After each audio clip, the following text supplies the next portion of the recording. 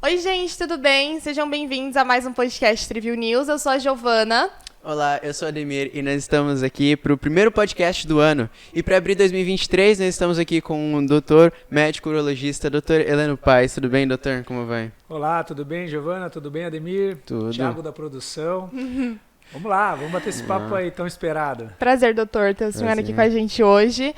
E, doutor, a gente queria saber por que o senhor escolheu a medicina? É tão complicado, é uma área que abrange diversas profissões, diversas áreas, inclusive. Por que o senhor escolheu a medicina? Vocês estão preparados para ouvir história, né? Claro, estamos aqui para isso. Puxa, vocês já pararam para pensar o que vocês vão fazer quando crescer? Não? Muitas vezes, doutor. Me perguntei muitas vezes. Porque eu escolhi isso nos 45 minutos do segundo tempo, Caramba. viu? Foi uma escolha. Até então, meu pai era administrador, minha mãe professora de matemática. E eu sempre fui um aluno com muita facilidade, assim, né? Eu estudava pouco, tirava notas boas, enfim. Mas eu estava pensando em ser administrador. Eu acho que a gente, quando tem 17 anos, ou 16, 17, 18 anos, a gente não sabe muito ainda sobre a vida, sobre as profissões, né? E para mim era tudo novidade. Eu realmente não sabia, na verdade, o que um administrador fazia, mas eu queria ser, por influência do pai. Assim como eu não sabia o que um médico fazia, eu já ia em médico, eu imaginava, né, como é que ele trabalhava, mas eu não tinha a realidade ali, né, o que aquele profissional passava, o que passava na cabeça dele. Assim como todos os outros. Então, eu acho que com vocês vai ser igual. Eu acho que vocês um dia vão ter uma curiosidade demais em alguma coisa e vão cair. Pode ser que quando vocês descubram a realidade daquela profissão, vocês se desapontem, mudem, escolhem outra. Então, para minha sorte, eu acertei, viu? Quando eu escolhi, eu fui, E o que me levou a isso foi muito curioso, porque eu estava no terceiro colegial. Aí no terceiro colegial, hoje fala terceiro colegial ainda? Ai, Ensino médio. Terceiro do ensino médio. É Sinal de velhice. Mas eu estava no terceiro do ensino médio e aí tinham testes vocacionais, né? Então eles pregavam, você respondia um monte de pergunta sem pé nem cabeça lá e de acordo com o que tu respondesse, eles iam te falar, olha, você dá certo para isso, né? E adivinha aqui que deu o meu teste vocacional? Medicina, Não sei, medicina? administração. Para ser artista. Nossa, caramba. Meio com danças, tal. E tu sabe que até hoje eu ainda carrego isso, né? Quando eu era jovem é demais, né? Mas eu tocava guitarra na época, eu gostava de rock pesado e tal, então eu tinha umas bandas e tal. E isso eu carrego até hoje como hobby. Mas meu teste vocacional era isso e eu falei, cara, mas eu não vou fazer isso da minha vida. Não me ajudou muito o teste vocacional. Aí, nessa coisa de escolha, a escola também começou a fazer algumas excursões, né? Eles me a gente ia no ônibus e ia conhecer algumas faculdades. E aí, por curiosidade, eu ia ter uma excursão para conhecer a Faculdade de Medicina da USP. E eu fui nessa aí, fui lá, uma turma grande ia, meus amigos e tal, eu fui. Cara, ali deu estalo, fez um estalo assim na minha cabeça, sabe? Porque eu entrei lá, comecei a ver, a gente teve acesso aos cadáveres, assim, né, da sala, da aula, do laboratório de anatomia. Não eram cadáveres assim que você pensa, um morto, não, era um negócio tudo ressecado, tudo preparado para estudo, né? Então, pareciam bonecos, na verdade, mas eu olhei aquilo, olhava. A gente foi num laboratório, que era um laboratório de patologia. Isso também é uma coisa de filme de terror, assim, né? Se tu parar pra pensar hoje. Mas tinham vários potes de vidro, como se fossem aqueles potes de palmito. Sei. Mas só que com órgãos dentro. Nossa. Fetos, assim, coisas raras, né? Que o pessoal ia juntando e fazendo os laboratórios, né? E muitas pessoas talvez ficassem assustadas com aquilo, mas eu olhei aquilo, eu fiquei curioso, eu falei, nossa, que coisa legal. É assim que é um ser humano, né? Desmontado. Olha como é que é isso, olha aquilo por dentro, olha aquilo, tal. Eu fiquei meio vislumbrado com aquilo, né? Então eu saí de lá, eu falei, talvez seja isso, né? Talvez. Bom, aí eu tive um outro episódio também que me reforçou essa tendência aqui. Aí já foi com um amigo da escola, a gente foi fazer alguma coisa que a gente viajou, que pegamos um ônibus, aí fomos de metrô, e puxa, meu amigo começou a ter uma crise renal, uma cólica renal no metrô. E era eu e mais um outro amigo ali junto, tudo adolescente assim, 17 anos e tal. E ele pálido, mal, no metrô. Eu falei, meu Deus, o que a gente faz aqui? A gente aquela sensação de impotência, né? E aí veio a turma do metrô lá, aquele pessoal, os bombeiros lá, tinha uns socorristas. Aí pegaram ele, colocaram numa maca e tal. E putz, lá fui eu do lado dele pro hospital. Ele foi pro hospital, aí chegou lá, a gente imagina, o que ele tá tendo, né? Meu amigo tá morrendo aqui, né? Meu amigo tá morrendo, e agora? Como que eu vou fazer? Como eu vou voltar para casa, vou deixar ele aqui? Nossa, não sabia o que ia acontecer. E aí foi lá, a gente chegou num pronto-socorro, aí um médico atendeu ele, deu um soro e tal, e ele ficou bom. Aí falou, é uma cólica renal que ele teve, ó. Aí tá tudo bem e tal, aí levantou, fomos embora. Eu falei, caramba, como que o cara soube ali? Olhou e tal, é uma cólica renal, deu um negócio, ele ficou bom e levantou e... Nossa, mas foi outro estalo que deu assim na minha história, que eu falei, cara, eu quero fazer esse negócio aí. De curar gente, né? Então foi assim, né? Foram coisas que foram me despertando curiosidade. Aí cursei na faculdade, adorei tudo que eu vi e tal, e aí eu fui me descobrindo aos pouquinhos e... Enfim, essa é a história do meu começo. Você está aí contando sobre o começo da sua carreira, mas há quanto tempo você é médico? Tem que fazer conta, já não é fácil. Eu já tenho 21 anos de formado em medicina já. Não parece, né? Não parece, não. Você tá tão jovem, doutor. E nesse caso, o senhor contou toda essa história, né? Então, nesse caso, a profissão escolheu, porque você se deslumbrou com aquilo tudo que você viu, aí você foi com seu amigo também, que você disse, da cólica renal, aí o médico, no instante que ele chegou, já falou que ele tem a cólica renal. Então, nesse caso, o senhor acha que a profissão foi realmente o que te escolheu, não foi? Profissão que me escolheu, caramba... Olha, eu acho que, sabe aquelas coisas que você... Estava no lugar certo, na hora certa, e tudo foi certinho.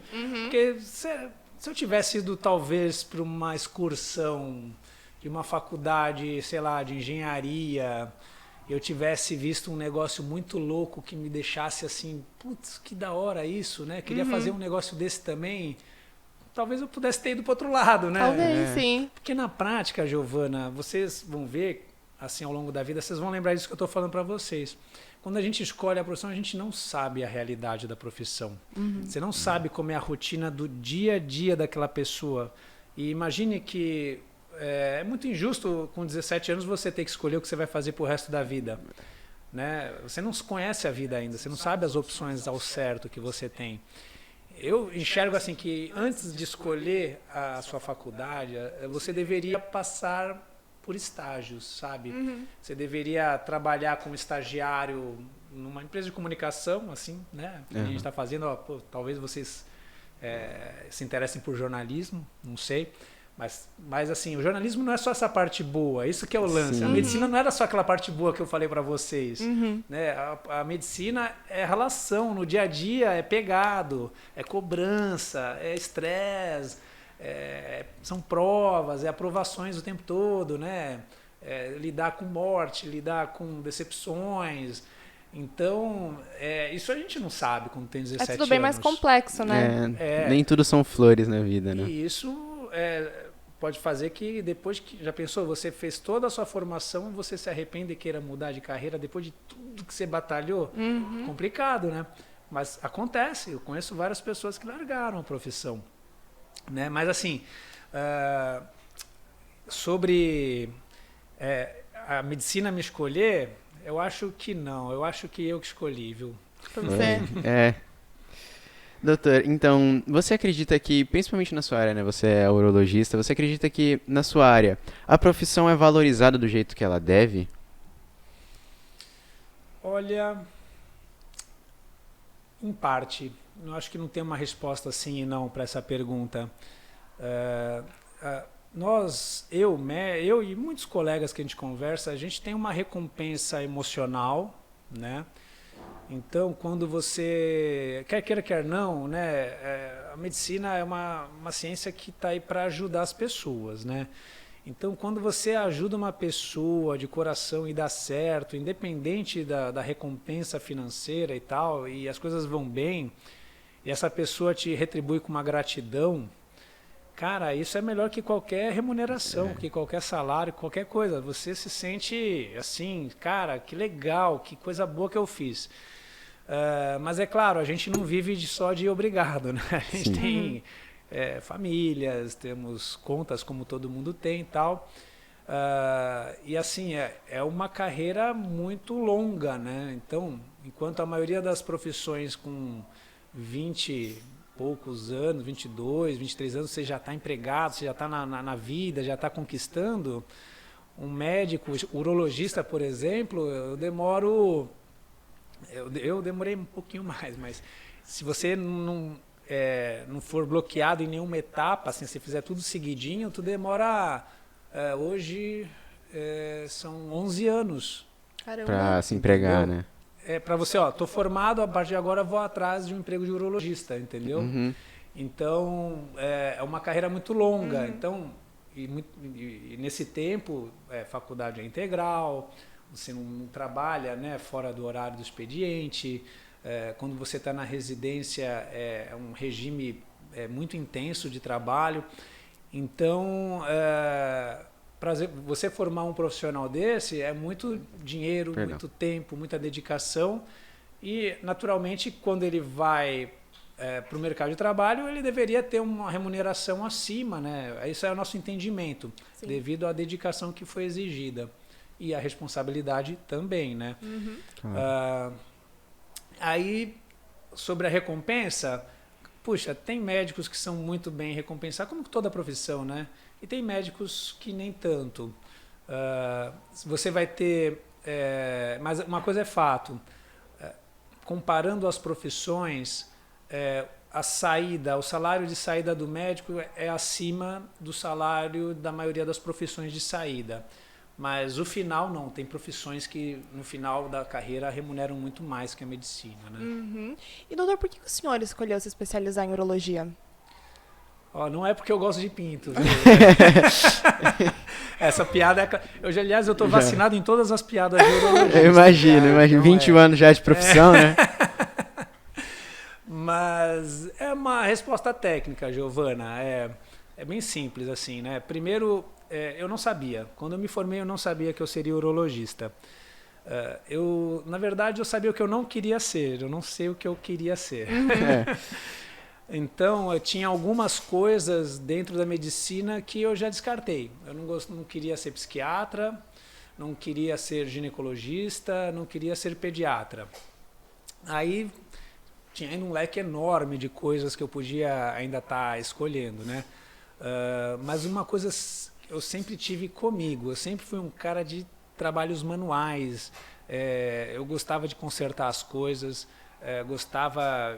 eu tinha ferramentas, eu gostava de ter um trabalho mais manual. E gosto de doenças e gosto de pessoas. Então, dentro da medicina, o que reunia todas essas características era a cirurgia. Então, a primeira decisão minha de formado eu quero ser cirurgião. Ponto. Aí tu fala, legal, cirurgião. Mas cirurgia, hoje em dia, o conhecimento vai cada vez ficando maior. E dentro da cirurgia existe um universo de áreas para você trabalhar também. Então, enfim, eu ia conhecer essas áreas, né? Então, aí eu prestei prova e fui estudar cirurgia geral, que é a primeira entrada. A cirurgia geral, acho que é a parte mais romântica da medicina, né? Você sabe o que faz um cirurgião geral? Não, doutor, o que ele faz? Em geral? Atende às desgraças. Desgraças. Tá. Então, quando você vê aquele seriado lá, do cara chega com a maca, que tomou um tiro e todo mundo carregando, é o cirurgião geral. o cirurgião É o geral. cirurgião geral.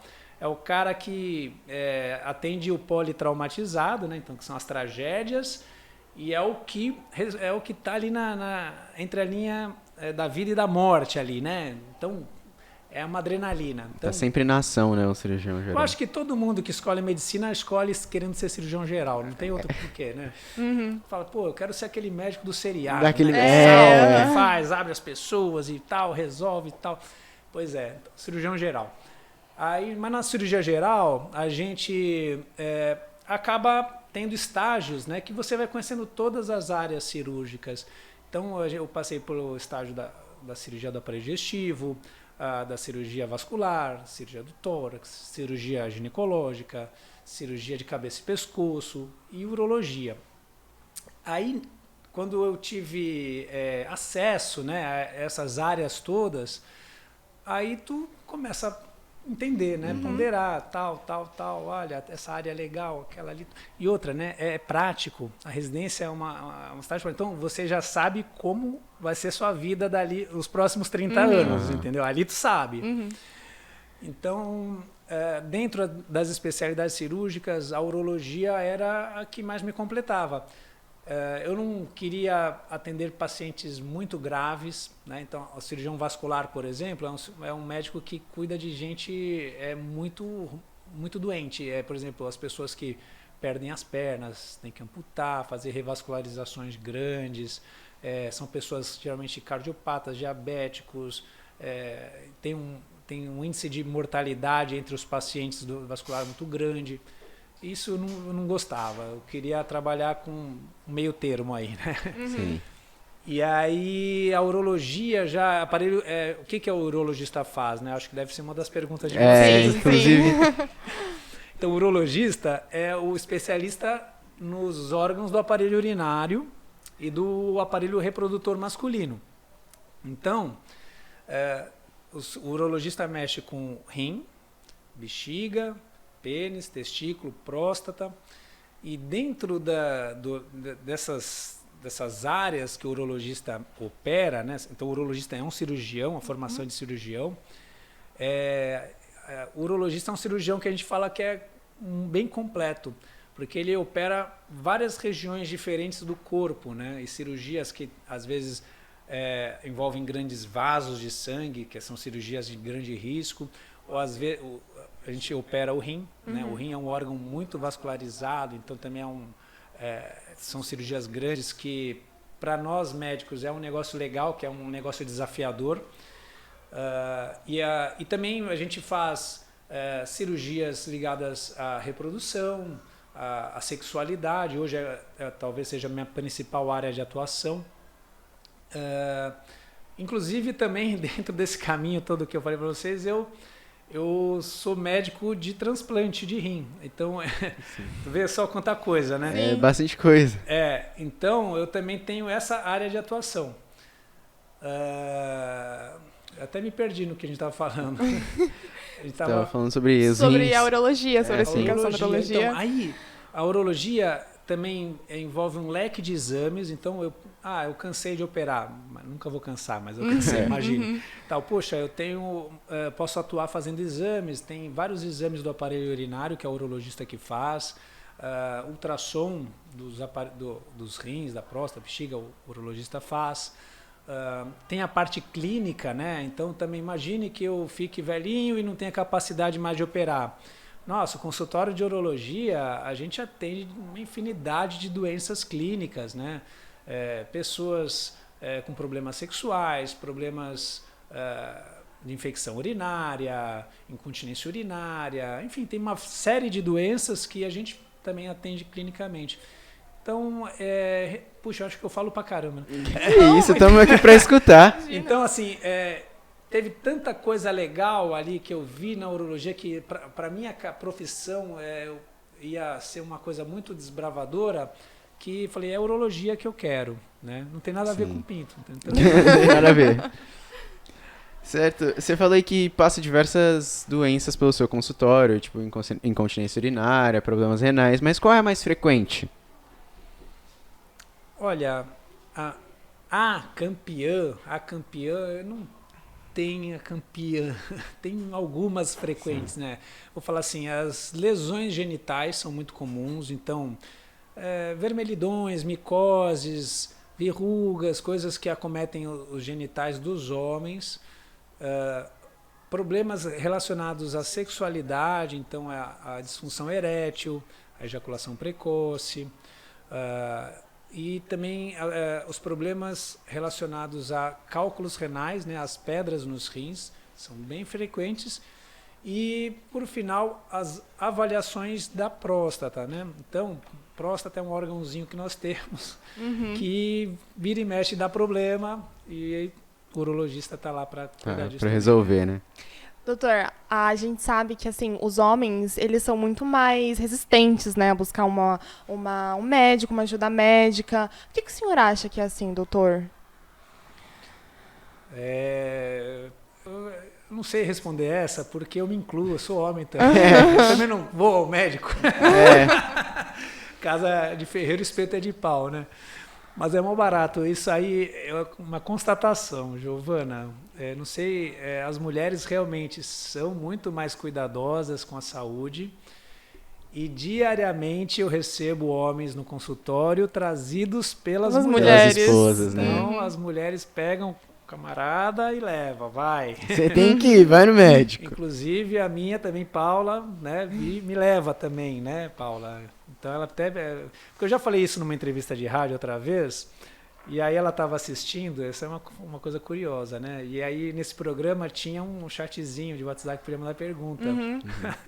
E ela mandou ao vivo lá, né? A Paula falou que ela vai levar o marido dela também.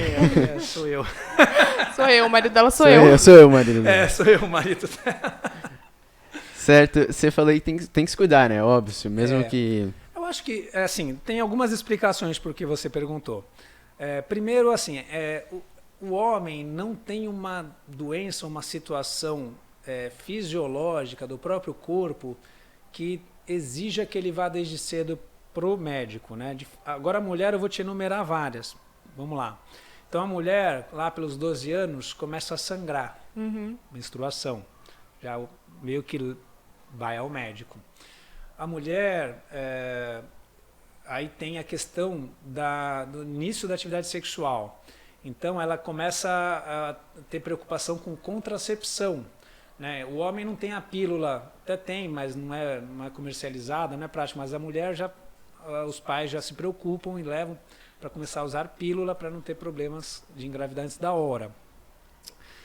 Aí depois a mulher um pouquinho mais velha já começa a ter que fazer o exame preventivo do câncer do colo do útero, que é um câncer que compromete mulheres jovens. E tem o preventivo que começa cedo. Um pouquinho mais para frente, a mulher tem a gestação, então a partir dos 20 anos, gravidez. 20 anos, modo de falar, né? Mais ou menos ali, a mulher adulta jovem. Então tem pré-natal, tem preparos e tal. A mulher um pouquinho mais, 40 anos, prevenção do câncer de mama, mamografia e tal.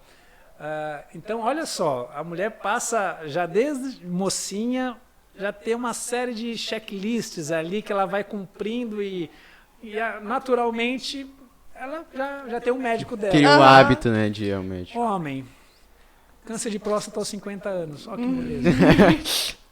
Entendeu? Realmente. Então, enfim, o homem... E assim, também tem uma questão de cultura, né? Assim, nossa cultura vem mudando nos últimos anos, então está tendo essa questão da igualdade, de força de trabalho entre o homem e a mulher, mas até coisa de 30, 40 anos atrás, o homem saía para trabalhar, para ganhar o sustento da casa e a mulher cuidava da família. Então, a mulher já tinha essa característica de cuidadora, cuidava de todo mundo, inclusive do marido. E o homem tinha essa característica de sair para caçar, pescar, arrumar o alimento, porque senão o pessoal vai morrer de fome. E o homem que vai caçar, pescar, pegar alimento, ele não pode parar de caçar, pescar, pegar alimento para ir no médico, senão o pessoal não vai ter comida em casa. Então ele vai deixando, e acaba indo quando o negócio está ficando complicado. Então, foi uma brincadeira, mas para entender que tem um cunho cultural histórico também nesse negócio, né? Então tem uma explicação biológica que eu falei e tem uma explicação comportamental cultural. Sim. E frescura também, né? E frescura. Vai. Quando você estava aí falando, você falou sobre a pílula para o homem, né? Que tem a pílula contraceptiva para o homem. Como é que ela funciona, assim? Porque muita gente não sabe da existência, né? Na verdade, não tem. Não tem? Ademir, assim, foi inventado, existe, mas ela não é comercializada, tá? Sim. Então, por quê? É meio técnico demais a explicação, mas, assim, a princípio, envolve usar um hormônio que inibe a produção do espermatozoide, entendeu? Só que essas manipulações podem mexer um pouquinho com o hormônio masculino, com a testosterona. A mulher, ela libera um óvulo por mês, então ela tem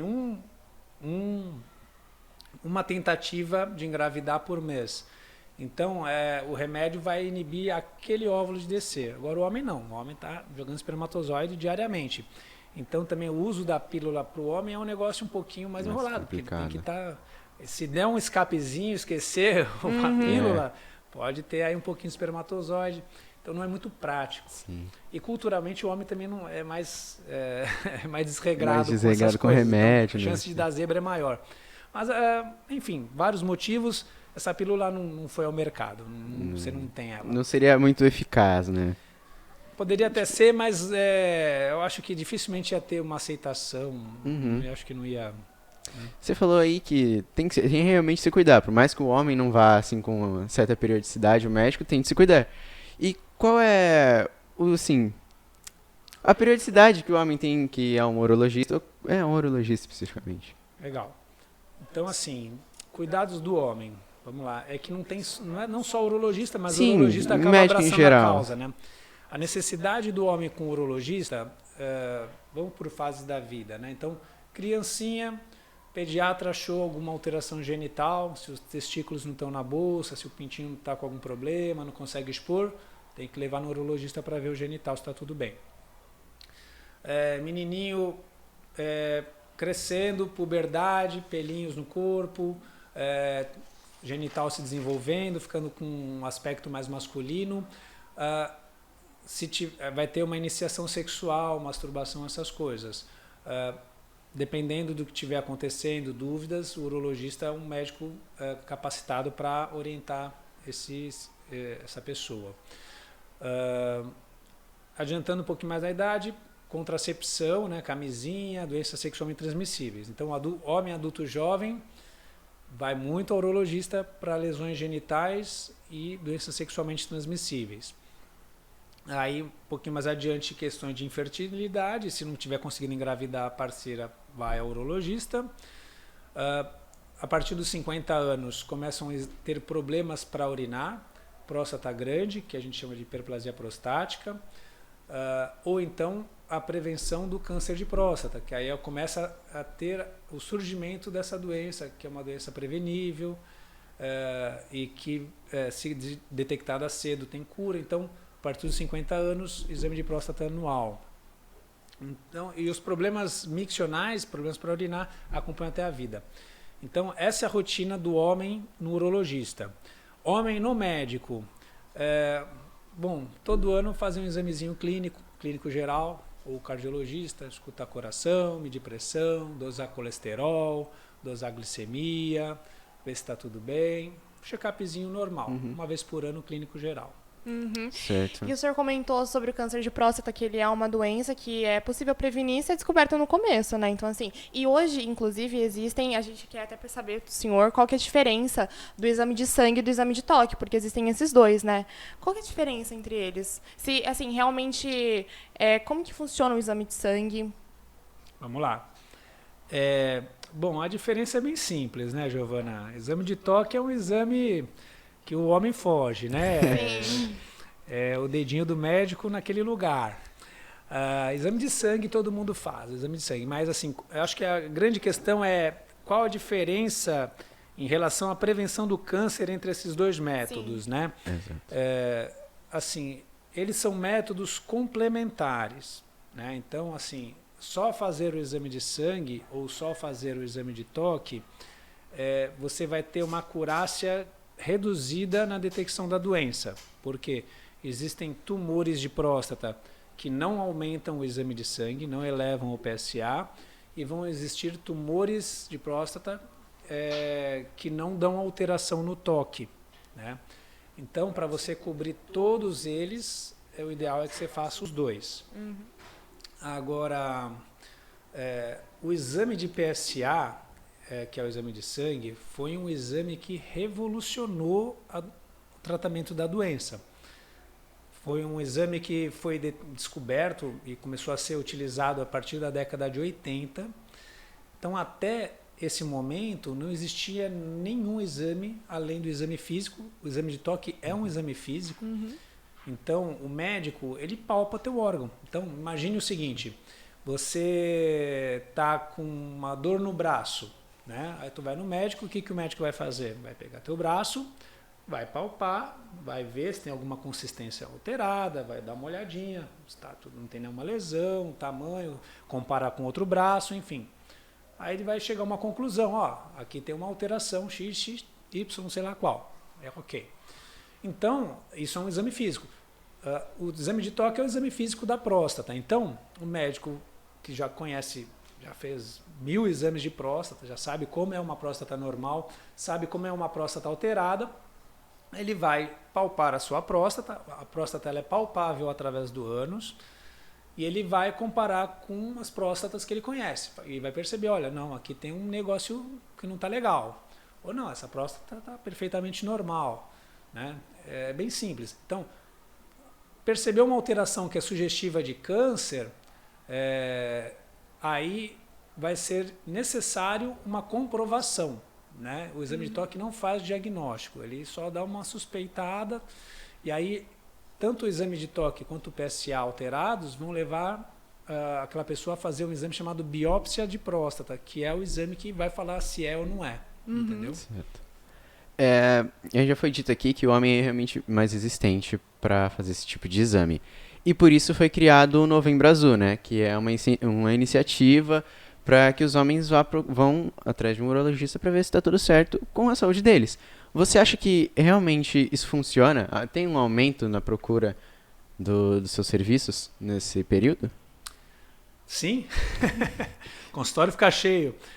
E é bom, né? Sim. Mas, assim, isso que a gente está fazendo aqui agora é uma ferramenta da modernidade, né? E o Novembro Azul também é. O que acontece? Antigamente, as pessoas não tinham informações sobre as doenças, sobre o que fazer, qual a importância, né? E as campanhas de saúde, elas são ações de saúde pública. Então, as pessoas passam a se inteirar do problema. Se você não sabe que existe o problema, você não tem nenhum problema, não é isso? Uhum. Né? Então, você passa a saber que existe um problema potencial e que, se você tomar uma pequena atitude, pode ser que você não sofra desse problema. Então, vamos lá, você comprou um carro e aí eu vou te falar uma informação, campanha do carro. Olha, se você trocar o seu óleo a cada 10 mil quilômetros, o teu motor não vai dar problema. Você vai andar com o carro aí por 100 mil quilômetros sem ele quebrar. Aí, tu tá sabendo essa informação, o que você vai fazer? Ir lá trocar o óleo a cada 10 mil trocar o óleo a cada 10 mil quilômetros, exatamente. Aí agora a campanha Novembro Azul. Olha, existe um câncer que mata algumas pessoas e que, se você de uma vez no ano no médico lá, dá uma olhadinha se tu tem ou não tem, se você tiver, ele vai conseguir tirar aquilo de ti e você não vai ter problema, você vai viver a tua vida toda. Agora, se tu não fizer isso e tu tiver, aquilo vai ficar ruim para você e você pode morrer daquilo. Entendeu? Então eu te dei uma informação. Você não tem um problema, mas você sabe agora que ele pode existir. Pode existir. E já te ensinei como é que você faz para evitar isso. basta fazer. Né? Basta prevenir. E, doutor, o senhor acha que existem, acha não, né? O senhor sabe disso, se existem fatores de risco ou sintomas que podem ocasionar o câncer de próstata? Vamos lá, fatores de risco. Raça negra, você ter um parente de primeiro grau com a doença, estilo de vida ou dieta ocidental, tabagismo. Sintomas. Os sintomas do câncer da próstata, eles são um pouquinho vagos, eles podem ser sintomas de várias doenças, mas sangue no esperma, dificuldade para urinar, dores pelo corpo ou emagrecimento, né? Lembrando que assim, os sintomas são todos de doença em fase avançada. Então, se você quer descobrir cedo a doença, não adianta ficar esperando sentir alguma coisa, porque aí vai ser tarde, né? Você falou aí que pessoas da raça negra, elas têm mais chances de desenvolver exame de próstata, mas por que disso? Algum fator genético, coisa assim? Isso aí é baseado em estudos populacionais, né? Então, existem estudos epidemiológicos onde os pesquisadores, eles mapeiam a doença, né? Então, todo o país, no Brasil tem mapeamento e tal, mas essa questão de ser mais comum na raça negra é baseado na população americana. Até mesmo porque a população americana tem uma peculiaridade. O negro americano ele não é tão miscigenado quanto o negro brasileiro. Então, esse é um viés, né? É um viés dessa informação. Mas na população americana, a incidência do câncer de próstata é maior na raça negra do que na raça branca, na população branca. E aí, por esse motivo, como há uma chance maior de surgir a doença nessas pessoas, há alguns cuidados que são direcionados a isso. Então, é orientado que essas pessoas comecem o exame um pouquinho antes, né, devido à maior chance. Certo. E o senhor já teve no seu consultório casos de câncer de próstata, doutor, em pessoas jovens, antes do prazo estipulado para começar a realizar os exames? Bom, Giovana, quando a gente fala em medicina, né, sempre existem as exceções, né? Então, é claro que existem problemas, né? Ou eu já tive casos de câncer de próstata em homens abaixo de 50 anos. É muito incomum, é muito raro. Abaixo de 40 eu nunca tive nenhum caso. Mas eu já conheci colegas que tiveram, mas aí não é o mesmo câncer esse que a gente está conversando. São cânceres de outro tipo histológico, é um tipo diferente, raro, incomum, que não seria abordado nesses programas de rastreamento. São casos excepcionais, assim, que não fazem parte desse rol da doença, né? Certo. Mas o urologista não trata só dessa parte da próstata e câncer de próstata, né? Você falou, ele trata de outros órgãos, tipo o rim, né? E o rim pode estar relacionado à genética da pessoa? Caso, por exemplo, meu pai ou minha mãe tenham pedras nos rins, eu tenho mais disposição a ter? Olha, todas as doenças que você tem ao longo, doenças crônicas que você tem uma incidência arrastada e desenvolve ao longo da sua vida, tem um fatorzinho sempre hereditário associado. Então, não quer dizer que você vai ter, tá? Para você desenvolver uma doença, você tem que ter uma conjunção de alguns fatores. Primeiro, um fator constitucional. Sua carga genética, seu organismo, isso é herdado. Agora, não adianta só a predisposição. Você também tem que estar inserido num ambiente que tenham fatores que favoreçam o surgimento da doença, né? Então, é uma mistura. Então, predisposição mais meio ambiente.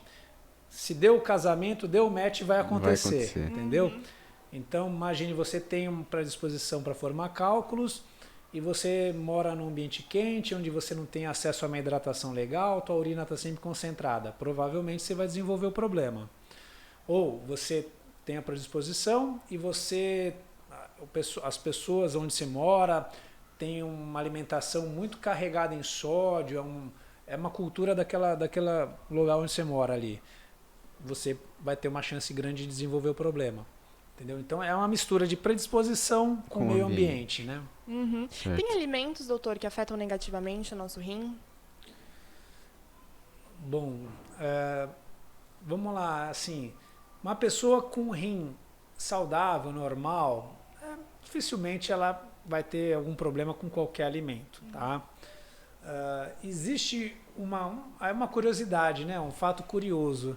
Existe uma fruta que ela tem uma toxina que ela tem um potencial nefrotóxico. Vocês imaginam isso? A carambola? Olha só, essa mulher Então aqui nota estudar. 10 aí, professora. Ó. Bom, a carambola ela tem uma nefrotoxicidade. Então, a gente recomenda pessoas que têm doenças renais, problemas de funcionamento dos rins, que evitem essa fruta. Mas não quer dizer que se você comer uma carambola, você vai ter problemas, não tem nada a ver com, né? Mas assim, pessoas que já sofrem do problema renal, a gente geralmente orienta hidratação abundante, restrição de sódio, que é o principal componente do sal, e maneirar nas proteínas, né? Evitar dietas hiperproteicas. Certo. A gente está falando aqui de rim, né? E a nossa urina está muito ligada com o nosso rim, né? O que a nossa urina pode dizer sobre ele, sobre o funcionamento dele?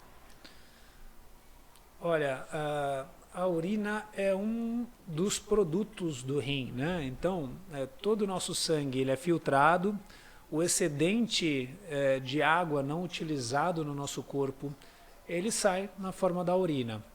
Então, uma pessoa que não está urinando um volume muito pequeno, é um indício de que o rim pode estar sofrendo. Como a gente falou agora há pouco aí sobre dietas hiperproteicas, né?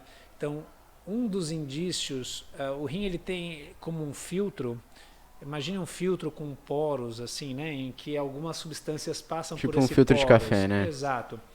Então, quando o rim está com um problema, uma das coisas que acontecem é que esses porozinhos, né, que filtram, eles ficam um pouquinho maiores e começam a passar substâncias, moléculas maiores do que deveriam. E uma dessas moléculas que passam são as proteínas. Então, quando começa a ter muita proteína na urina, é um indício que está ocorrendo algum problema renal. E às vezes, essa proteína, visualmente, você consegue perceber isso com a presença de espuma na urina, né? Outra coisa que às vezes você percebe na urina e também pode ser problema é a presença de sedimentos. Então, uma urina normalmente ela é límpida, né? Transparentezinha. Se você está com uma urina de aspecto leitoso ou com uns farelinhos dentro, tudo, isso é um indício que está acontecendo alguma coisa. Pode ser uma infecção, a presença de pedras, alguma coisa. Tá? E além dos nossos rins, né, quanto à infecção urinária, por exemplo, que é um problema super sério, uma coisa super grave, que se não tratada no começo, ela pode vir a ser uma infecção geral, não é? No seu corpo, no seu organismo. A infecção urinária, ela tem vários graus assim, de gravidade, né? Então, existem infecções urinárias simples, não complicadas, comuns, que dão pouca repercussão, que você trata simplesmente, facilmente, com antibióticos, ou às vezes melhoram até espontaneamente se a pessoa se hidratar bem e tiver um bom organismo. Agora sim, existem infecções urinárias gravíssimas que podem matar. Geralmente são infecções em pessoas debilitadas, pessoas que já têm doenças que também atrapalham, como diabetes. E o principal sintoma que as coisas não estão indo bem numa infecção urinária é o surgimento de febre. Então, infecção urinária com febre, sinal amarelo, vá a um hospital. Sim, eu acabei tendo isso, eu tive infecção urinária e tive febre também. Eu não imaginei que fosse infecção urinária, porque eu não tinha absolutamente nada. Se eu fosse me basear só pela febre, eu diria que eu tava com gripe. Eu diria que eu tava congestionado, que eu tava com dor de cabeça, que eu tava com gripe. Mas aí eu fui, aí tive que fazer o tratamento com antibiótico, tudo direitinho. Tava tenso. Aí tá viva, hein? Tô Tá viva. aí, tá- Tô tá viva. muito Tá tudo firme. bem, então. Não é só a alma que tá aqui. Mas não é só a infecção urinária, né? O que pode. De novo. Algumas coisas podem ocasionar a infecção urinária, como, por exemplo, a falta de higiene pessoal, higiene íntima, né? E além da infecção urinária, o que pode ocasionar isso, a falta de higiene íntima? Então, Ademir, tu sabe que, olha, pois eu atendo bastante infecção urinária, assim, principalmente em mulheres.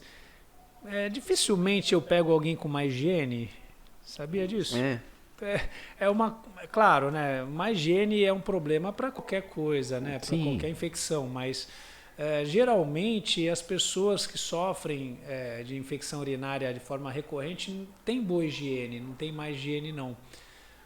Mas imagine que é o seguinte, a infecção ela é uma agressão ao teu organismo por uma bactéria ou um micro-organismo, né? Então, nós temos uma série de mecanismos de defesa que impedem que esses micro-organismos te ataquem. A gente está agora, vocês, estamos em contato com uma série de bactérias, né, na nossa pele, no nosso corpo, no microfone, enfim, e na nossa bexiga, no nosso trato urinário, tem alguma bactéria lá agora, nesse exato momento. E por que a gente não está todo mundo aqui sofrendo, né? Infecção, né? Porque nós temos um complexo sistema de defesa que garante que a gente fique em harmonia com essas bactérias, com esses bichinhos todos aí.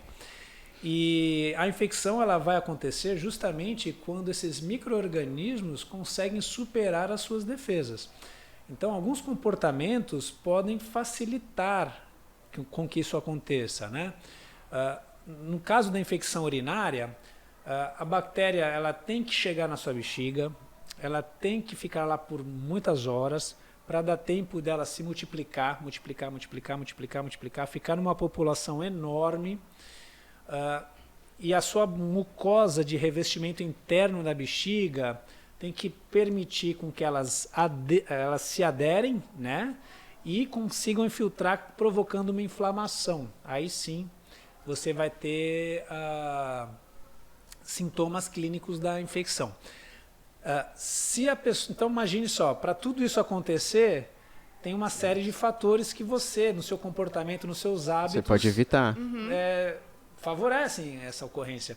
Então, imagine assim, se eu for uma pessoa que me hidrato bem, tomo bastante água, naturalmente eu vou ter um excesso de água frequente no organismo e vou produzir muito mais urina, né? Produzindo urina, a urina vai cair na bexiga, a bexiga vai encher. O que acontece quando a bexiga está cheia e ela enche? Ou quando a bexiga enche com a gente tem vontade De fazer de xixi. xixi. A gente vai urinar. Quando a gente urina, aquela bactéria que eu falei que está agora aí, o que acontece com ela? Ela vai embora junto. Vai embora. Ela não teve tempo de multiplicar, ficar numa concentração grande, aderir nas suas mucosas da bexiga e te causar o problema. Então, pessoas que se hidratam bem, urinam com frequência, esvaziam bem a bexiga, elas são mais protegidas. Então, se uma pessoa tem uma predisposição corporal, né, lembra que eu falei, predisposição e meio ambiente, né? Ela já tem a predisposição e o ambiente favorável, opa, deu match aí, ó, infecção formou aí para essa pessoa, né? Tem pessoas que sofrem com isso, olha, que é impressionante, toma um cuidado danado, tal, baixou a guarda um pouquinho, infecção. E assim, o senhor disse que recebe muito caso de infecção urinária no seu consultório, principalmente por mulheres, né? O senhor também tem muito caso de infecção sexualmente transmissível lá no seu consultório? Sim. Então, alerta aos jovens, aí vocês, usem camisinha. Olha, é muito frequente, é difícil um dia que eu não atendo um caso, né, de doença transmitida pelo sexo. Então, isso é uma política no Brasil já, né, de campanhas, que nem a gente falou do Novembro Azul. Existem programas permanentes no Brasil de tratamento, rastreamento, aconselhamento para as pessoas que têm doenças sexualmente transmissíveis. Por quê? Porque a única forma de acabar com isso é interrompendo a cadeia de transmissão. Então, imagine, você foi lá no consultório com um problema. Eu tenho que tratar você, eu tenho que te testar para outras doenças que podem estar ocultas e eu tenho que falar, olha, tu pegou isso aqui de quem? Tem que viver. E você passou por isso eu- aqui pra alguém também, né? Exato. Eu saí com fulana, fulana e fulana. Cara, chama as 3, fala para elas irem no médico, também testar e tal. Por quê? Porque se não fizer isso, eu resolvi o teu problema, mas o negócio vai se alastrando. Porque as pessoas que as outras não foram tratadas, o problema continua. E é mó barato, não tem fim. É. Entendeu? Fazendo uma pesquisa antes de começar aqui o podcast, né, eu descobri que 22% dos brasileiros não usam preservativo.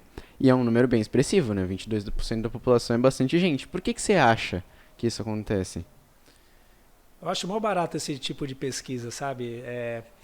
Poxa, como que foi essa contagem aí, né? Meio difícil essa contagem, mas uma coisa é verdade, né? Assim, a minha constatação é prática, assim, pelo menos a minha amostra ali, ó, da minha vivência profissional, é que realmente as pessoas estão usando muito pouco, né? Então, eu acredito que seja algo em torno disso. Essa pesquisa não deve estar errada. Eu falei um negócio errado. Eu falei que eram 22% da população que não usa. É apenas 22% da população que utiliza preservativo. Pô, tu vê, eu nem sabia disso. Segundo a Mas, pesquisa, é isso. mas o ponto de vista prático estão usando menos, né, Ademir? Então, e assim, é mó barato, porque eu passei a minha juventude e adolescência numa outra geração. Uma geração que... Vocês viram a pandemia do Covid agora, Sim. né? Eu acho que o Thiago também pegou um pouquinho da epidemia de AIDS, né? Então, aqui a região da Baixada Santista era um polo de pessoas contaminadas pelo vírus HIV. E foi na década de 90 ali que o negócio pegou, né? E era apavorante. Então, ninguém da minha geração, ali mais ou menos, fazia sexo sem camisinha. A gente se borrava de medo. E a ciência evoluiu, foram surgindo tratamentos novos, cada vez menos contaminados, cada vez menos gente morrendo. Naquela época, era artista de televisão, cantor famoso, pessoas milionárias morrendo, saindo na capa da revista que morreram de AIDS o tempo todo. Sim. Então, quer dizer, não adiantava você ter o recurso que fosse, que se você pegou esse negócio, você estava lascado.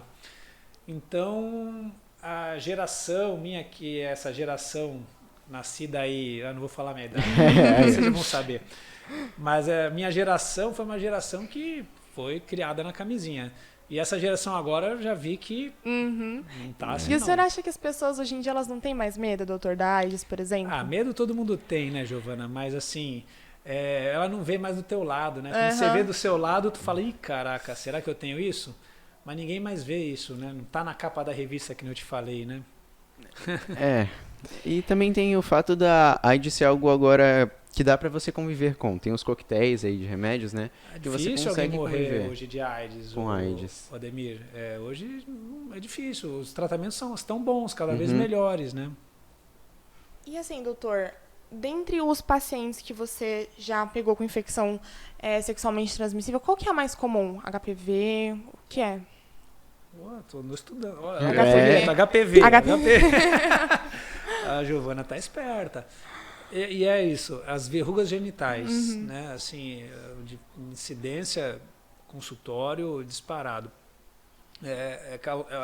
O nome da doença é condiloma acuminado. Consiste na presença de verruguinhas no genital, tanto do homem como da mulher. Ela é causada pelo papilomavírus humano, o HPV. E o tratamento é a remoção das verrugas. E é uma doença que pode ser recidivante porque não existe um remédio para eliminar o vírus do organismo, mas o nosso próprio organismo, como eu falei, nossas defesas, na grande maioria das pessoas, ela consegue eliminar em algum momento da vida o vírus da pessoa. Aí eu já vou te economizar a pergunta, hein? Vou te falar a segunda e a terceira que aparecem mais. Pode ser? Lógico. Claro. A gonorreia e terceira a sífilis. Caramba. Tá. E a sífilis é bem grave, né? É. Ela, se não tratada, é gravíssimo, mas hoje em dia está tão fácil tratar, Uhum. né? Sim. Então, Dá pra conviver com, né? exato. Antigamente a sífilis fica uma doença crônica, né? Que ao longo da vida da pessoa vai deixando marcas, sequelas, pode passar para o feto e tal. Mas depois com a invenção da penicilina, puxa, a pessoa que sofre as sequelas da sífilis realmente tem que estar num lugar muito descuidado, né? No pênis masculino tem uma glândula que se chama glândula de Tyson, né? E muitos homens confundem ela com alguma IST. Você pode falar pra gente um pouquinho sobre? Claro, pô. Aliás, já vou até dar um ganchinho aqui, Ademir, pro meu merchan aqui. Aí, ó. Eu fiz um vídeo sobre isso, conto detalhes, aliás, de vários assuntos que a gente tá falando aqui, lá no meu canal do YouTube. Então, quem quiser ver meu canal, tá muito legal lá. Mas Qual é o nome? o canal é Heleno Paz mesmo? DR Heleno Paz. Então aí, ó, é DR Heleno Paz no YouTube, minha gente. Mas a glândula de Tyson, ela é uma glândula natural do nosso pênis, que ela fica bem na corona, assim, ela parece um monte de verruguinhas, por isso que confundem, né, as pessoas, parece umas bolinhas saltadas e elas percorrem todo o contorno da coroazinha do pênis. Então a confusão é justamente com as verrugas genitais. Muito fácil de identificar, quando vai no consultório a gente olha, já esclarece para a pessoa. A gente orienta, elas produzem uma secreção natural do pênis, né, que é o esmegma, e quando a pessoa está incomodada esteticamente com as glândulas, a gente cauteriza elas, né? A gente faz um bloqueio anestésico, cauteriza, fica bonitinho, fica legal. E o senhor disse que tem um canal no YouTube, né, agora. E o senhor acha que, assim, durante a pandemia, o senhor acha que a internet, as redes sociais, porque o senhor usa o seu próprio Instagram para poder passar, transmitir a informação, informar os seus seguidores do que está acontecendo, né, o que é a glândula de Tyson, como você mesmo tem um vídeo no YouTube. Você acha que durante a pandemia, até para o senhor mesmo, isso foi uma coisa que te ajudou? Assim, as redes sociais impulsionou o conhecimento, a informação para as pessoas? Eu diria que isso não foi um fenômeno da pandemia, sabe? Eu acho que é um fenômeno da tecnologia. Sim. Tá? A gente vive num momento que a informação, conhecimento é muito fácil, né? Sim. Tá na mão tá no bolso de cada um Sim. da gente aí. É só pegar do bolso, tá ali. Tem a informação. Claro que existem informações não confiáveis, tal, mas puxa, você consegue pegar facilmente várias referências e você consegue tirar uma conclusão, né? Então, é até um absurdo, né? A gente fala, poxa, a pessoa não sabia que tinha que fazer exame de próstata hoje em dia. Dá para acreditar sim. nisso? Sim. Não dá, né? A gente é bombardeado com isso, né? Entendeu? Então, a gente vive numa era da informação. Eu quero aprender a fazer qualquer coisa? Puta, vai ter alguém te ensinando ali. É só ter um pouco de dedicação. Só né? procurar um pouco o que você acha. Não é isso? Então, isso faz com que os profissionais sejam cada vez melhores, né? Porque se você entregar só mais do mesmo, poxa, isso eu aprendo fazendo sozinho no YouTube, né? Sim. Então você tem que ter uma entrega melhor. E isso faz com que os serviços melhorem. Eu enxergo isso como uma coisa muito boa. Você falando aí sobre o desenvolvimento da tecnologia, né? O avanço da tecnologia. Tem alguma tecnologia que quando você se formou não existia e hoje é indispensável para um senhor, que você não consegue viver sem? Putz, eu vou ficar até que horas a gente está aqui para poder falar tudo aí. O tempo que você quiser aí. Olha, assim, eu vou te dar um exemplo, assim, que é um exemplo muito legal que mostra pra gente como o mundo nos próximos 10 anos vai mudar assim de uma forma estrondosa. Olha só, quando eu era estudante de medicina, eu falei quantos anos mesmo? 20 e poucos anos. Né? Quando eu estudante de medicina, a gente tinha que fazer uma pesquisa científica, um trabalho científico. E aí o que acontece? Existem várias publicações, né? Todos pesquisadores do mundo inteiro, do Brasil, fazem o seu trabalho E como é que você faz para o seu trabalho ter notoriedade e as pessoas conhecerem ele? Você publicava numa revista científica. Então a revista científica era um impresso, igual uma revista dessas que ainda existem nas bancas que vai acabar, né? Uma hora vai Jornal vai acabar. Provavelmente. Enfim, existe a revista científica. Agora imagina só, você está fazendo um trabalho, pesquisando, e você verificou que tem um artigo relevante do teu trabalho, mas só que é de uma revista japonesa. Mas aquele, é o pesquisador que fala o que você precisa para o seu trabalho. E aí, quem que vai no Japão comprar a revista para você? Hein? Complexo isso, né? Dificulta. Então, aí o que acontece? Nas comunidades científicas, nos países, existem bibliotecas centrais, existiam, né? Ainda existem, que eles faziam assinaturas das principais revistas científicas mundiais e recebiam essas revistas pelo correio e tinham um arquivo, uma biblioteca com aquilo lá. Então, claro, não tem como essas bibliotecas terem artigos do mundo, todas as revistas, mas então se escolhiam as principais. Aí, estou fazendo um trabalho para a faculdade, uma pesquisa. Eu ia na biblioteca, eu tinha que viajar para São Paulo. Nossa. A biblioteca chama Bireme, existe até hoje na Unifesp. Aí ia lá, sentava no computadorzinho da Bireme, não tinha internet, não tinha essas coisas, tinha que sentar no computador, porque era a rede da biblioteca. Aí pesquisava lá. Sei lá, na época eu até lembro que eu fazia parte da Liga de Cirurgia Plástica, né? Então eu estava um trabalho de retalhos cutâneos em ratos que eu estava fazendo. Aí pesquisando lá no computadorzinho da biblioteca, aí eles me deram uma lista lá de 30 artigos, uma de cada revista. Aí eu ia com aquela listinha lá na mão da bibliotecária, tá aqui, eu preciso dessas 30 revistas aqui. Aí pegava uma senha e ia lá tomar um café e tal, que ela ia, eu nem imagino o lugar que ela ia entrar lá, ia ter revista pra tudo que é lado, tá? Imagina se alguém põe uma revista na ordem errada, lá tem nossa, aquela revista, né? Nunca mais. Aí ela vinha lá com várias, né, que eu pedi, essas aqui eu não achei, com certeza alguém mudou de lugar lá, né? Você nunca mais acha. Aí eu pegava, xerocava e voltava com os artigos lá que eu queria para poder fazer tal. Agora eu pergunto para vocês, se vocês tivessem que fazer um trabalho,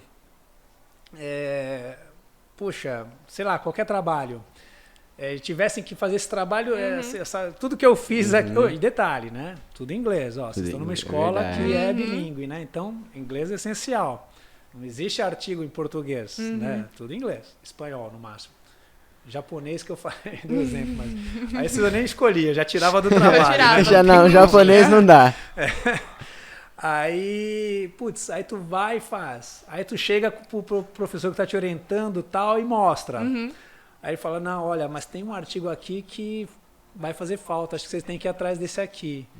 Aí tu, vou ter que voltar lá para tirar o xerox. Todo o caminho de lá, novo. São Paulo de novo. Então, isso há 20 anos atrás. Então, imagina como isso limitava a ciência. Demais. Né? Agora, hoje, doutor, precisa fazer uma pesquisa sobre isso. Em menos de 2 minutos, eu estou com os artigos todos em PDF na minha mão. Sim. Olha só. Então, está muito rápido. As pessoas, outra, né? Eu precisava saber a opinião do pesquisador do Japão, que eu falei, né? Cara, pego aqui, no meio do cara, falei com ele, fiz uma live com o cara aqui, falei com ele. Pronto, já tinha um artigo que você É. precisava fazer todo aquele trabalho, você tem na sua mão agora. Então, olha a velocidade que a gente está hoje e a velocidade que era coisa de 10, 15, 20 anos atrás. Né? É muito assim. E as coisas vão ser muito mais assim. Tá evoluindo muito rápido em pouco tempo, né? Então, na medicina vão surgir descobertas maravilhosas, engenharia, na educação, no jornalismo, em todas as áreas. Né? Mas o senhor acha que esse acesso, assim, às vezes, por exemplo, tem gente que chega no seu consultório assim, ó, doutor, eu vi isso daqui no Google, doutor, eu tô com isso daqui, ó, porque o Google tá falando, tá vendo, doutor? E agora, o que eu faço? Legal, né? Pior que tem gente que não gosta disso, né? Tem muitos médicos que, não sei o quê, doutor Google e tal. Eu acho o máximo, viu? Eu acho legal. Por quê? Porque assim, a pessoa se preparou, entendeu? Sim. Ela já sabe mais ou menos o que ela precisa, o que ela quer. eu tenho muitos argumentos, né? Eu tenho um leque de coisas que eu posso oferecer para ajudar. Se a pessoa já sabe mais ou menos o que ela precisa, eu já vou mais direcionado, né? Agora, se a pessoa não sabe nada, não consegue nem falar o que está sentindo, puxa, isso é tão trabalhoso para a gente, né? Você fica, não, mas é a tua dor, é aonde? Me aponta, por favor. Há quanto tempo começou a sua dor? Ah, já tem um tempinho. Ai, tempinho. Quanto é tempinho? Um segundo, um ano, tal, né? Fala direito para mim, por favor. Então é isso. Informação é bom. Informação é sempre bom. Aí vai ter o excesso, né? Vai ter assim também o cara, eu acho que eu tô com gripe aviária. Eu vi aqui que eu... Não, calma, né? Aí calma, também... vamos conversar. Vamos com Explica calma. pra mim. Certo, doutor. Antes de ter todo esse podcast aqui, a gente fez uma postagem no Instagram, inclusive o senhor fez também, né, que eu vi, pedindo algumas perguntas pro pessoal que segue a gente, né? E a gente tem aqui algumas perguntas na mão. A primeira é: remédio para disfunção erétil, como o Tadalafila, podem ser prejudiciais à saúde? Todo remédio é uma droga. Vamos Sim. taxar já dessa forma, né? Então, na verdade, tem até uma frase que agora me fugiu, mas assim, fala sobre veneno, né? Assim, você sabe essa aqui? Fala essa frase para mim, então. Pronto. Aí, ó.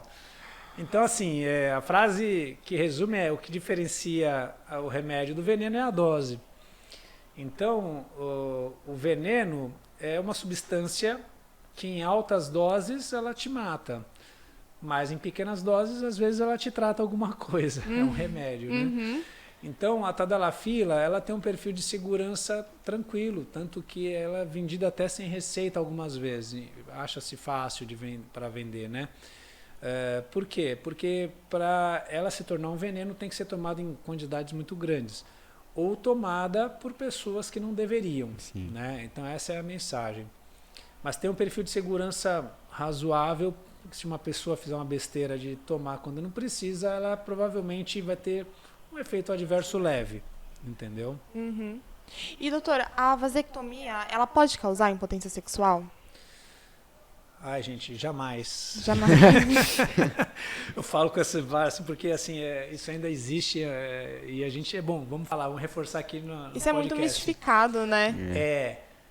A gente passa longe do pênis ali na cirurgia, a gente passa longe de nervos que podem afetar a ereção, de vasos, de nada. A gente só liga 2 canaizinhos onde passam espermatozoides. Então, não vai causar impotência. Certo. A próxima que temos aqui é: produtos de aumento peniano realmente funcionam? Já usou algum? Eu não. Foi meu amigo que perguntou, doutor. Foi meu amigo que perguntou. Foi amigo de um amigo? Foi amigo do amigo meu, Não sei como é que é. Não, olha, produto, eu vou fazer uma regra bem básica que funciona para tudo que você for consumir na sua vida. O que vende na televisão, que promete sexo bom, pinto bonito, pinto grande, qualquer coisa relacionada a sexo que vende na televisão, na rádio, é mentira. Tá? Produtos sérios sobre essas coisas não são comercializados nas mídias normais ou internet e tal. É prescrito sob receita médica, tem orientação médica direitinho. Então, é encharcado desses produtos.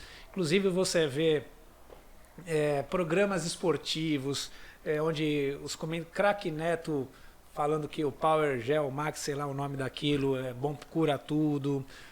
Que o gel, e tu ganha o gel de brinde ainda, que aumenta o pênis, que você falou agora. Programa Pânico, Emílio, lá tem um cara lá que bota lá umas vitaminas lá, que também... Cara, tu vê, programas de grande repercussão, grande audiência, que devem cobrar caro para expor aquilo ali, e são produtos que não têm efeito, tá? E por que está ali? Por que gastam tanto dinheiro? Porque vende. Porque vende, exato. Porque as pessoas gostam de comprar coisas milagrosas, né? Que acham que vou tomar aquilo, eu vou ficar no avião, né? o creme para celulite, né, Giovana? Qual mulher nunca comprou um creme que Verdade. acaba com a celulite? Verdade. Celulite é gordura localizada. É. Existe creme que tira a gordura do corpo, né? Não existe, né? E ó, vende, meu. Vende Não é? muito, vende muito. Doutor, masturbação em excesso pode ser prejudicial? O que é excesso? Foi o que mandaram na caixinha, É, doutora. foi a Eu acho que pergunta na depende do que a caixinha. pessoa acha É. excesso. Tem um meme de WhatsApp e tal, né? Que os caras mandam assim um noticiário e tal, que deve ser mentira, óbvio, mas o cara coloca, rapaz morre após 89 masturbações, né? E tal. Aí embaixo tá o cara comentando, o guerreiro mostrou pra gente que o limite é 88. É só pular 88, vai pra 89. Não, mais de 88, a pessoa morre, né? Mas brincadeiras à parte, assim, tudo feito em excesso é mal, faz mal, tudo. Então, ginástica em excesso faz mal, comer em excesso faz mal, beber água em excesso faz mal, tudo. Então, tudo feito também dentro de uma proporção razoável é bom, é saudável. A masturbação é um ato natural, saudável. O jovem ele está se conhecendo, percebendo as suas zonas erógenas, começando a criar fantasias que ele vai usar depois com o futuro marido, esposa. Vai trabalhar também a sua mente em relação à busca de prazer. Então, faz parte, né, do desenvolvimento pessoal das pessoas. Então, a única ressalva que eu falo em relação à masturbação, assim, cuidado com as pornografias muito exageradas. Então, assim, a pornografia normal, ok, a pessoa vai ter exemplos legais para usar depois com seu parceiro, mas pornografias muito bizarras, com animais, com coisas assim, pode fazer com que você fique com um senso perturbado da realidade, né? E aí isso vai te levar a um transtorno psiquiátrico. E também a masturbação, assim, de uma forma exclusiva, a pessoa não faz outra coisa, só masturbação, pode ser prejudicial no sentido de impedir com que aquela pessoa se relacione com outras pessoas. Então a pessoa tem que entender que aquilo ali tem uma finalidade, mas não substitui o relacionamento interpessoal com outra pessoa. Né? Certo. Aqui uma pergunta que mandaram foi: minha urina é muito escura e tem cheiro forte, devo me preocupar? Sim, sim. Pô, a gente já comentou sobre isso. A gente já Fala falou aí, quero sobre. ver aí, Ademir, o que quer dizer urina muito forte, escura? Pode ser problemas nos rins, seu rim pode estar com. Mas como melhora isso? Isso é fácil. Bebendo água. Pô, Bebendo água, pô. Aqui eu já sou matador. quase um médico já. Já sei que tu vai ser médico, hein, Ademir? Doutor, e por último mandaram assim: andar muito de bicicleta pode reduzir a fertilidade ou causar câncer de próstata? Olha, sabia que eu estava pensando em fazer um vídeo desse aí? Porque é uma dúvida que muitas pessoas têm, né? Não tem nada a ver. Por que gera essa confusão, né?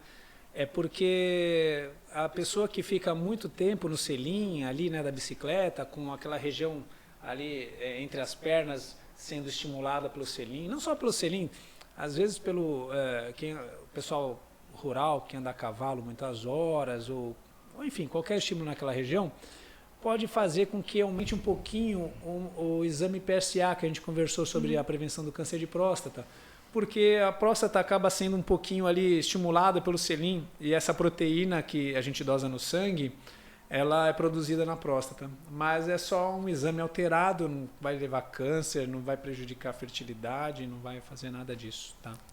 Certo, doutor. Muitos alunos aqui do Trivium têm o sonho de se tornar médico, têm a vontade de seguir essa profissão, né? Você teria alguma dica para esses alunos? Uma dica, algum conselho? Primeiro assim, né? Tem que gostar de estudar. É um mundo de conhecimento, né? Que é novo, né? Para quem sai da escola. As aprovações, elas são difíceis, né? Então, assim, você desde o vestibular, já é um vestibular concorrido, disputado. Hoje em dia, aí uma dica realmente, né? Há uma abertura indiscriminada de faculdades médicas E, naturalmente, existem faculdades que não têm uma qualidade tão boa. Então, procure não ter pressa de entrar na faculdade, se prepare bem e escolha uma faculdade que sabidamente tem uma tradição, tem uma estrutura boa de ensino, que tem um hospital-escola vinculado à faculdade, que vai ter pacientes, né? Imagine que a medicina é uma ciência prática, não existe medicina sem paciente, tem que ter doente, né? Então, leve tudo isso em consideração na hora, não tenham pressa de entrar na faculdade, faça cursinho, se prepare melhor, tal. Vocês são jovens, cara. Eu entrei na faculdade, eu fiz 1 ano de cursinho. Por isso que eu falei que eu demorei mais para me formar, assim, né? Porque assim, eu fiz 1 ano de cursinho, aí faculdade. Eu me formei na escola, 1 ano de cursinho fora da escola. Faculdade. Aí formei na faculdade, aí eu fui servir o exército. Servi o exército 1 ano. Fui para a Amazônia. E eu queria fazer cirurgia, já sabia. Que eu tinha prestado a prova para fazer cirurgia e não tinha passado. Aí, quando eu voltei do exército, fiquei 1 ano estudando para a prova para entrar em cirurgia. Aí entrei em cirurgia. Fiz a minha residência em cirurgia geral, 2 anos. Aí eu queria urologia. E eu sempre escolhi, tu vê, todas as vezes que eu escolhi coisa que era disputada, não era coisa fácil. Cirurgia e urologia são residências disputadas, né? Aí eu fiquei estudando de novo 1 ano urologia, tal, para conseguir passar na prova e entrar, né? Então, tu vê, a carreira médica é uma carreira de concursos, de estudos sucessivos até a vida toda. Então, tem que gostar de estudar, não tenham pressa de entrar, se preparem bem, escolham um bom curso que tem essas características e aí a vida vai mostrar para vocês o resto. Bom, doutor, então é isso. Nós chegamos ao fim do nosso podcast. Espero que o senhor tenha gostado. Prazer ter tido o senhor aqui com a gente. Quer comentar alguma coisa? Adorei. Olha, vocês estão de parabéns. Eu acho que o podcast Trivium News vai ser um estrondoso sucesso. Assim nós esperamos, viu?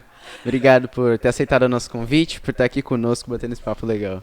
Bacana. Bom, gente, então você que quer ser um médico, um urologista, siga as dicas do nosso doutor Heleno Paes. Muito obrigada por ter assistido até aqui. Deixa o seu gostei, deixa um comentário também, uma sugestão. Não se esqueça de seguir a gente nas redes sociais se você ainda não segue, e o doutor também. E é isso, muito obrigada. Até o próximo podcast. Tchau, tchau, minha gente. Muito obrigado por assistir.